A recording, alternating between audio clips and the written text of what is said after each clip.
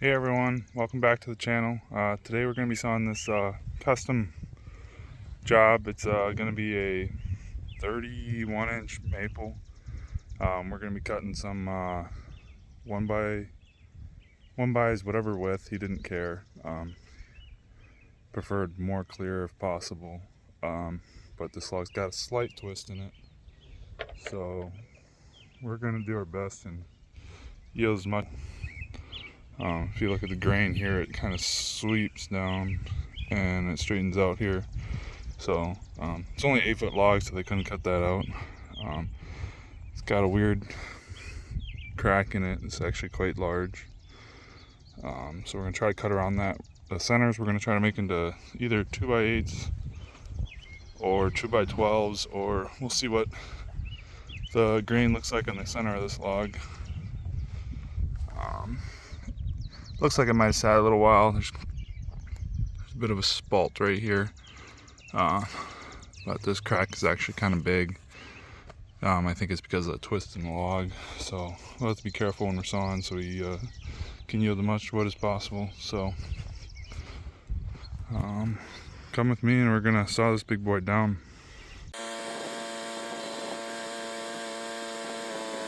So today here at our sawmill we're gonna be sawing this 28-inch maple log. This log was dropped off by a client that I've done past work for, so we're just going to be sawing this one log for him today. It's the only log he wanted done, so this is the log we're going to saw up. It's a fairly large maple. So this log actually has a little bit of a sweep in it. So that first slab I took off had a slight sweep towards the last 2 feet of the log. So it's also got a little bit of a taper to it, not that much. It's only 28 inches on the base here and 27 inches at the top. This log is actually a little bit too wide for the cut, so I had to clean the bark out that was keeping it from finishing that first cut. So here we got some actually really cool grain. This got some browning and gray spots in it throughout the white, so it actually looks really cool. It should look great in some furniture. So the boards that were taken off for the jacket lumber, I'm actually just cutting those 1 inch. Here you see we have a hard time turning the log. The log clamp and the log turner doesn't want to grab on it good enough to get it to turn, so here I have to take it over and manually do it, which is kind of hard to do on these big logs. So again, here if you look at towards the end of the log, you'll see a slight sweep in the log. On this cut, it'll be a lot bigger on this end for the amount I take off compared to that little bit in the center there. It sweeps down, but we're cutting it square here, so this one board will be short, but the rest of them will all be 8 foot. So the end of the log here, as this cut's coming through, if you look at the big check area, it checks in 3 different directions. So we're going to try to keep that in the center boards at the end. The center boards at the end are going to be 2 1/4. So we want to try to keep that crack in those centers as much as possible, because we don't want it traveling out into our jacket lumber, because the jacket lumber is what we're shooting for the nicer lumber, because in a maple that's the white clear lumber that everyone's looking for. So we just got to be careful when we're cutting to make sure we get the nicest white maple boards as possible. I'll let you guys watch this next couple cuts, and then I'll explain what I'm doing next.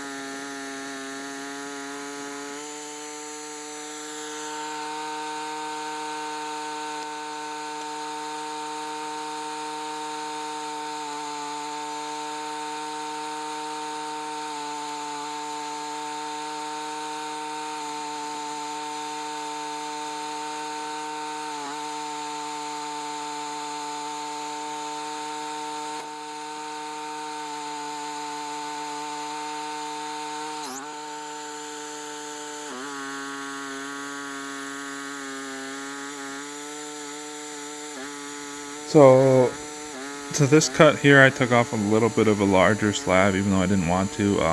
It looked like there was a spot where there was metal, so I undercut that so I wouldn't hit it. I don't know if there was metal or not, but I undercut it. Plus, it's only going to be a 6-foot board because of the sweep at the end of the log, so it's not really that much waste. It's probably around 3 or 4 board feet.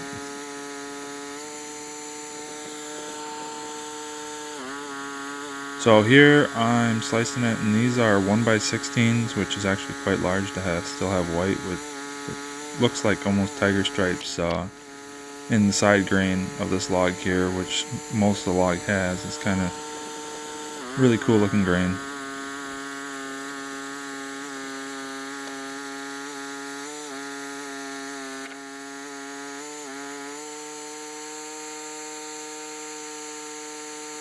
So right where the sweep was in this log, it's more of a center grain. So these 2 boards that are coming off of here, they have like darker colored center. It almost looks like cherry of how dark and red it is. It's actually really pretty. I was gonna edge that one down, but I want to leave it because of the cool grain that's in it. So here we're gonna rotate the cant so we can keep cutting the white lumber out of here and keep getting that cool tiger stripe grain that goes throughout this log. It's really unique. It doesn't happen very often in the maples that I saw, at least not to the scale of the size of the log that we have here.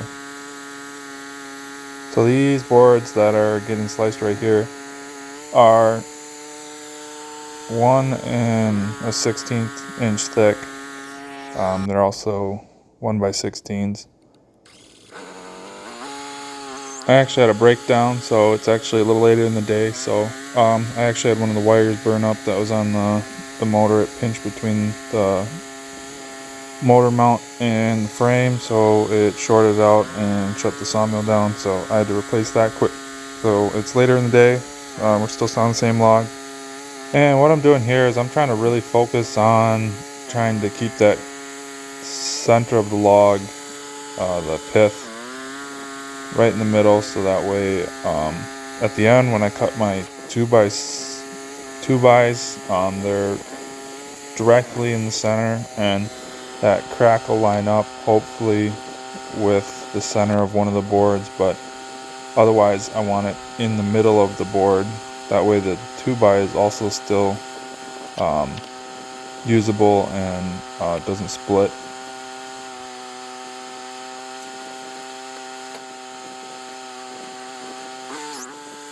So here I'm cutting some 1x12s that are fairly white still, but they're starting to have a little bit of the center, the pith in it.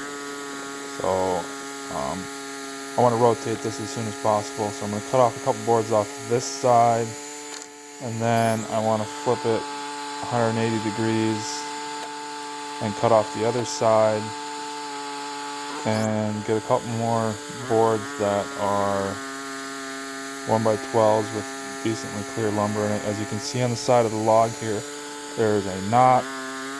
So this board here will have the knot in it, and the next board below it will also have the knot in it, but for the most part of the board they're 2/3 of the way clear and free of knots, so it still would be great furniture lumber, just not exactly what I wanted.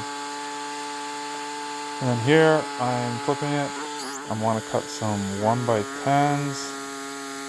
I'm cutting it down so that there's no waste. I matched it up, so the last 3 boards I want them to be 2 1/4, because that way on the scale each cut I didn't waste any lumber, and I get full thickness boards without having to cut off a sliver that doesn't match anything. And here quickly I had to move all the lumber out of the way, so that way I can keep sawing down the cant. So I flipped the cant here so that I could cut 2 more boards off that were decently clear before I cut my 2x10s. The reason I took 2 cuts off was because it matches up evenly with taking out 3 boards that are exactly 2 1/4 inches thick. That way I don't waste a cut and just cut off 1/4 of an inch or 1/2 of an inch and waste that little bit of lumber. This way I can yield as much as possible. Since the centers are gonna warp the most, better to have it thicker anyways, so 2 1/4 works great. This way it can be planed down or jointed and actually used for something if possible. Otherwise it can be used as blocking or decking or whatever the guy wants to use it for.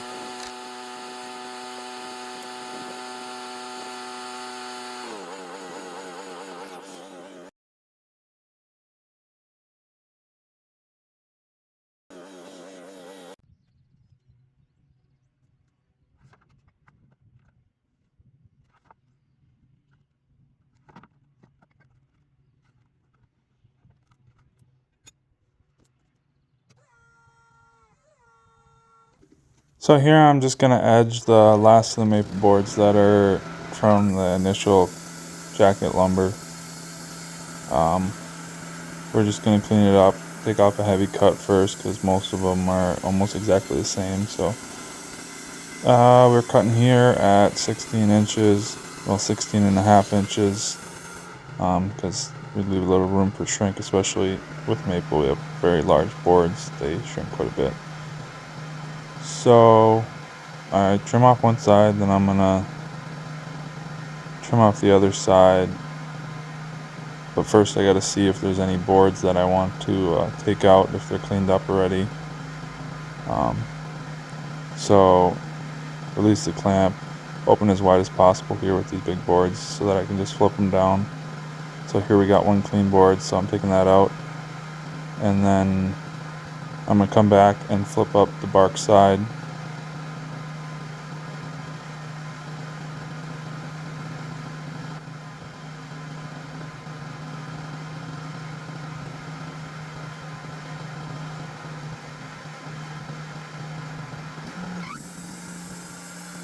On all the big slabs I like to take off a 2-inch cut.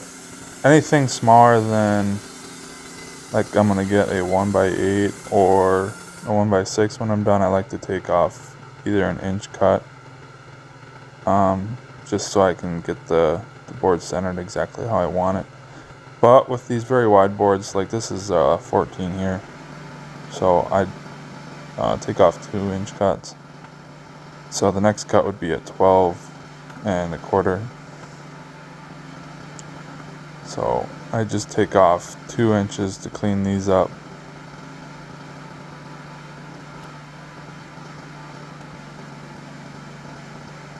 And with this being a custom job, I don't like to take off too much, because the customer's paying by the hour, not by the board foot.